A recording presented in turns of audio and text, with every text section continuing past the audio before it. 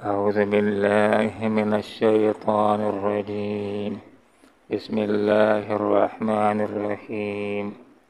استمشي أختك فتقول هل أدلكم على من يكفل فرجعناك إلى أمك كي تقر عينها ولا تحزن وقتلت نفسا فنجيناك من الغم وفتناك فتونا فلبثت سنين في أهل مدين ثم جئت على قدر يا موسى.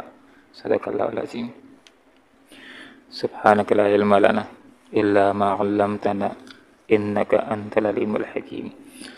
اس یاد کرو اس وقت کو جب تمشی چل رہی تھی اختوں کا تمہاری بہن، فتقول پس اس نے کہا هل ادلکم کیا میں تمہاری رہنمائی نہ کروں، الا اس کی پر من جو یکفلہ اس کی کفالت کرے، فرجعناک پس اس طرح ہم نے لوٹایا تم کو الی امک تمہاری ماں کی طرف، کئی تقرر تاکہ ٹھنڈی ہو، عینها اس کی آنکھیں، ولا تحزن اور وہ غمگین نہ ہو، وقتلتا اور تو نے قتل کیا، نفسا ایک جان کو، فنجیناک پس ہم نے نجات دی تم کو، من الغم میں غم سے، وفتناک اور ہم نے آزمایا تم کو، فتونا طرح طرح کی آزمائشوں سے، فلبثت پس آپ رہے، سنین کئی سال، فی اہل مدین مدین والوں میں، ثم جئت پھر آئے آپ، علی قدر تقدیر میں ایک طے شدہ وقت پر، یا موسیٰ اے موسیٰ علیہ السلام. وادی طویٰ کے اندر اللہ رب العالمین نے موسیٰ علیہ السلام کو نبوت عطا فرمائی، اور اللہ رب العالمین کی باتیں اور حضرت موسیٰ علیہ السلام کی گفتگو جاری ہے. بات یہاں تک پہنچی کہ نجومیوں نے فرعون کو یہ بات بتلائی کہ بنی اسرائیل میں ایک بچہ پیدا ہوگا جس کے ہاتھ سے تمہاری سلطنت چلی جائے گی. اس نے آرڈر جاری کیا کہ جو بچہ بھی بنی اسرائیل میں پیدا ہو اس کو قتل کر دیا جائے. موسیٰ علیہ السلام کی والدہ ڈر رہی تھیں کہ میرے ہاں بچے کی پیدائش ہوگی، اس کو مار دیا جائے گا. اللہ نے اس کے دل کے اندر یہ بات ڈالی کہ جب بچہ پیدا ہو جائے تو اس کو صندوق میں رکھ کر سمندر کے حوالے کر دو، میرا وعدہ ہے تمہارے ساتھ کہ تمہارا بچہ تمہاری طرف میں لوٹاؤں گا.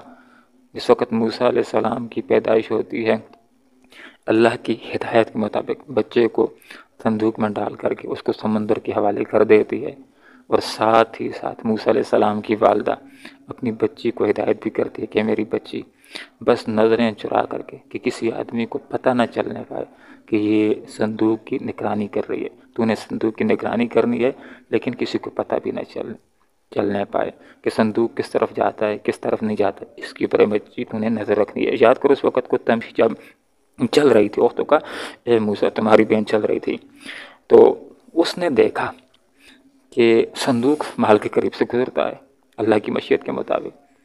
تو دربار کے کارندے، فرعون کے کارندے صندوق کو پکڑ لیتے ہیں، لے آتے ہیں، کھولتے ہیں، پیارا سا بچہ ہے. فرعون کے ذہن میں یہ بات ہے کہ یہ بنی اسرائیل کا ہو سکتا ہے. مرنے سے بچانے کے لیے اس طرح انہوں نے کیا، مارنے کا ارادہ کیا. آسیہ آڑے آ گئی کہ اس کو ہم بیٹا بنا لیں گے، ہمارے کام آئے گا. تو فرعون نے بھی اس کی پرورش کرنے کا فیصلہ کر دیا.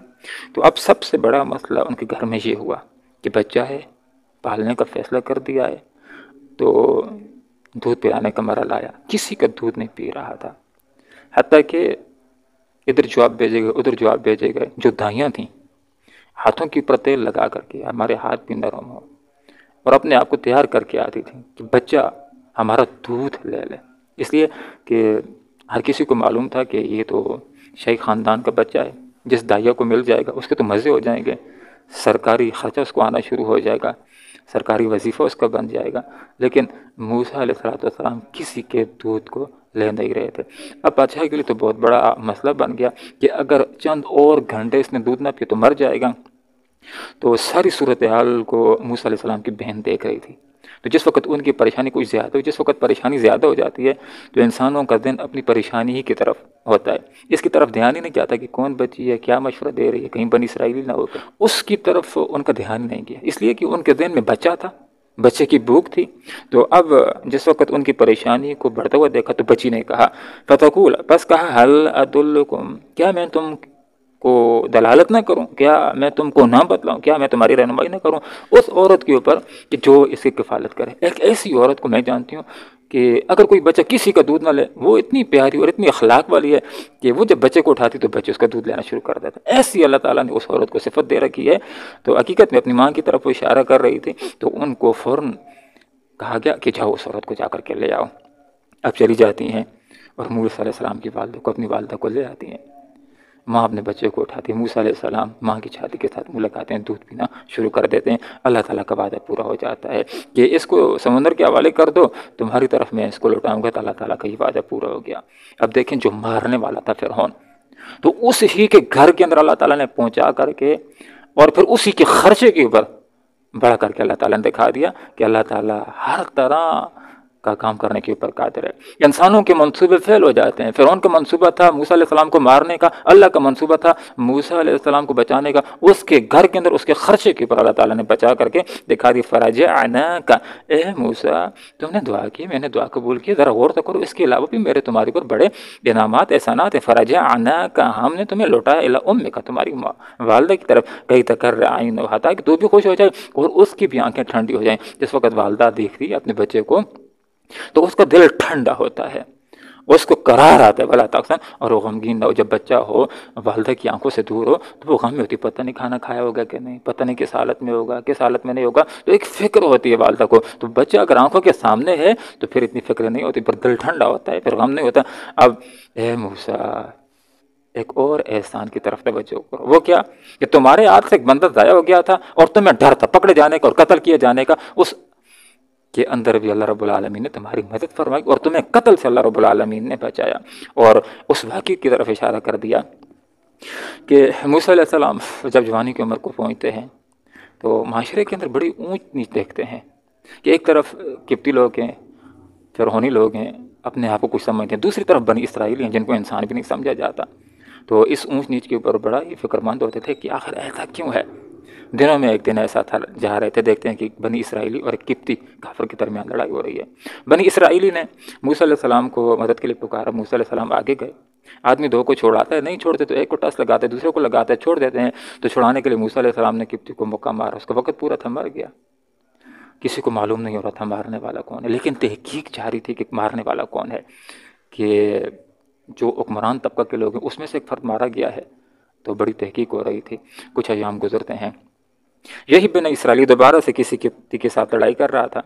پھر سے موسیٰ علیہ السلام کو دیکھا تو مدد کے لیے پکارا، او موسیٰ آؤ میرے پاس، میری مدد کرو۔ موسیٰ علیہ السلام آگے ہوئے اور موسیٰ علیہ السلام کی زبان سے یہ نکلا کہ ہو نہ ہو شرارت تیری ہو سکتی ہے، اس دن بھی تو ہی لڑائی کر رہا تھا، آج بھی تو لڑائی کر رہا ہے۔ تو اس بنی اسرائیلی کے دل میں ڈر آ گیا کہ اس دن اس کو مارا ہے، منہ سے یہ بات نکل گئی کہ اس دن تو نے قبطی کو مارا، آج مجھے مارنا چاہتا ہے۔ جو ہی یہ الفاظ نکلے، ساتھ قبطی بھی تھا، اس نے سن لیا، اس کو معلوم ہو گیا کہ پہلے فرعونی کو، پہلے قبطی کو قتل کرنے والا کون ہے، وہ تو موسیٰ ہے۔ فوراً جا کر کے حکام کو اطلاع دے دی، اجلاس طلب کیا گیا، عدالت نے فیصلہ سنا دیا موسیٰ علیہ السلام کے قتل کا۔ انہی میں ایک آدمی تھا، اس نے آ کر کے موسیٰ علیہ السلام کو خبر دے دی کہ تمہارے قتل کے آرڈر جاری ہو چکے ہیں، تمہاری بہتری اسی میں ہے کہ جہاں سے چلے جاؤ۔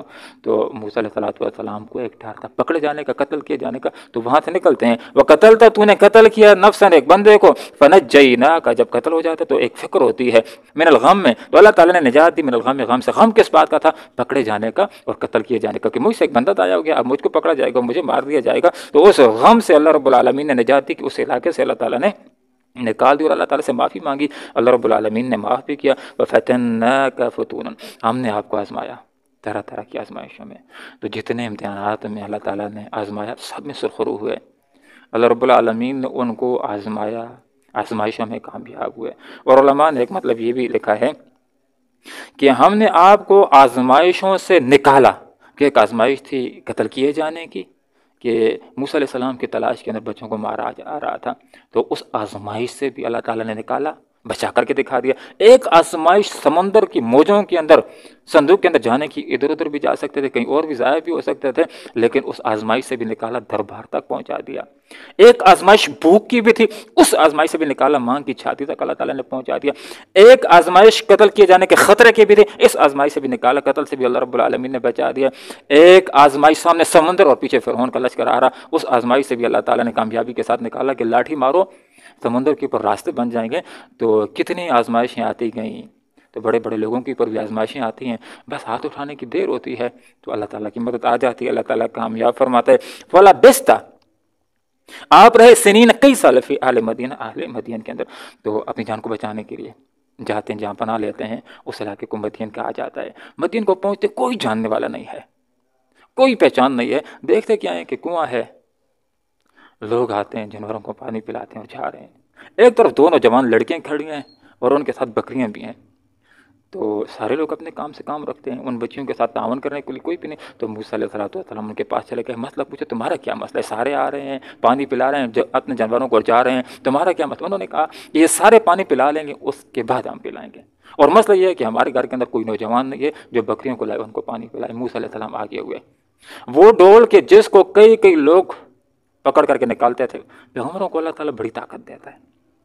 تو موسیٰ علیہ السلام نے اکیلا ڈھول نکالا، ان کو بکریوں کو پانی پلا لیا ان کی، تو وہ گھر چلی گئیں، وقت سے پہلے آ گئیں۔ ابا جان، شعیب علیہ السلام حیران ہوئے کہ میری بچی وقت سے پہلے کیوں آ گئے؟ تو انہوں نے کہا کہ ابا جان بس کوئی آدمی تھا، ہم پہچانتے نہیں، اجنبی تھا، باہر سے آیا ہوا تھا، اس نے ہمارے ساتھ یہ تعاون کیا اس لیے ہم جلدی آ گئیں۔ تو کوئی بزرگ تھا، زیادہ مشہور قول یہ ہے کہ حضرت شعیب علیہ السلام تھے، تو انہوں نے کہا کہ اس کو تو پھر بدلہ دینا چاہیے، تو بچی کو بھیجا کہ جاؤ اس کو لے آؤ تاکہ ہم اس کو اجرت دیں۔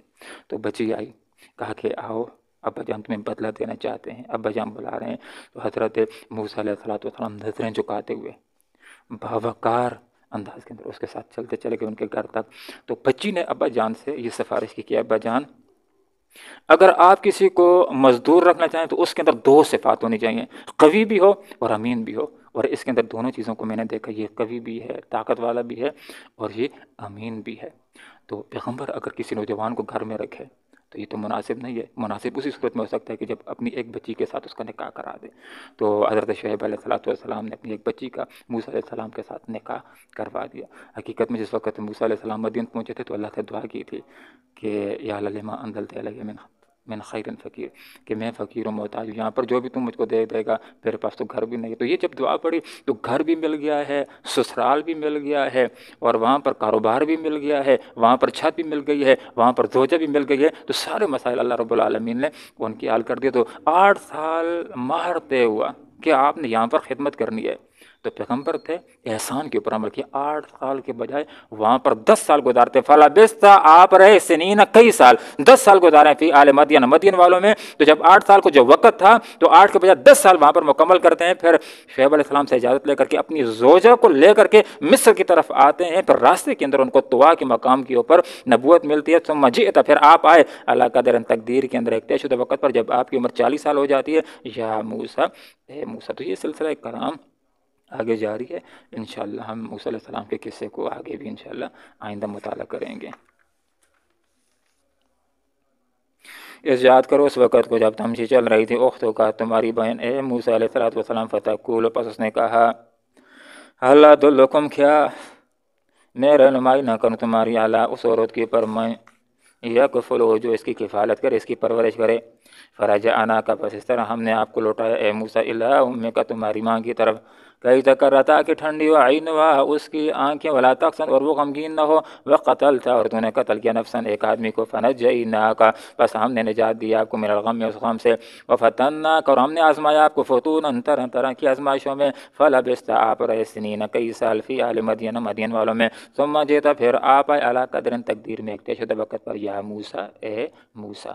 اللہم ربنا آتنا فی الدنیا حسنہ وفی الآخرۃ حسنہ